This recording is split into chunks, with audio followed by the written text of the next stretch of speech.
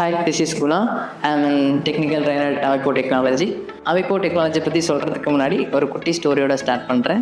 இப்போ ஒரு சின்ன குழந்தை நடக்க ஆரம்பிக்கிற ஸ்டேஜில் இருக்குது அப்படின்னா தனியாக நடக்க முடியாது. தனியாக நடந்தால் கண்டிப்பாக கீழே விழுவும், அடிப்படும், நிறையா இருக்குது. ஸோ அப்போ என்ன பண்ணலான்னா, யாராவது ஒருத்தர் கையை பிடிச்சி கண்டிப்பாக நடக்க சொல்லித்தரணும். ஸோ அதை நடக்க சொல்லித்தர இடம் தான் ஒரு ஸ்டார்ட் அப்.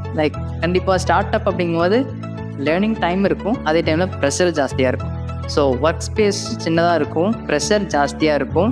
அண்ட் தென் ஒரு குறிப்பிட்ட திங்ஸ் மட்டும் தான் லேர்ன் பண்ண முடியும்.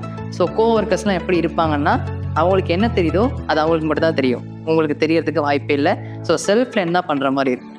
ஸோ இப்படி தான் ஸ்டார்ட் அப் இருக்கும். பட் இதுக்கு டோட்டல் ஆப்போசிட் அமைப்பு. ஸோ என்ன சொல்ல வர அப்படின்னா, ஃப்ரீயாக நீங்கள் இங்கே ஒர்க் பண்ணலாம். நம்மளோட ஒர்க் ஸ்பேஸ் கொஞ்சம் பெருசாக இருக்கும், இங்கே ஒர்க் கல்ச்சர் ரொம்ப நல்லாயிருக்கும். அண்ட் தென் இங்கே இந்த சீனியர் ஜூனியர் அந்த மாதிரி பார்சல்ட்டி எதுவுமே கிடையாது. நீ என்ன ஜூனியராக இருக்க, என்னை விட உனக்கு நல்லா தெரிஞ்சுதுன்னா பரவாயில்ல, நீ சொல்லிக் கொடுத்தா நான் கேட்டுக்குவேன். ஸோ அந்த ஒரு ரீசனுக்காக தான் இந்த ஸ்டார்ட் அப்பை நான் சூஸ் பண்ணேன். So at the same time அதை சூஸ் பண்ணதுனால இப்போ நான் நடக்கிற ஸ்டேஜ்லேருந்து ஓடுற ஸ்டேஜுக்கே வந்துட்டேன்.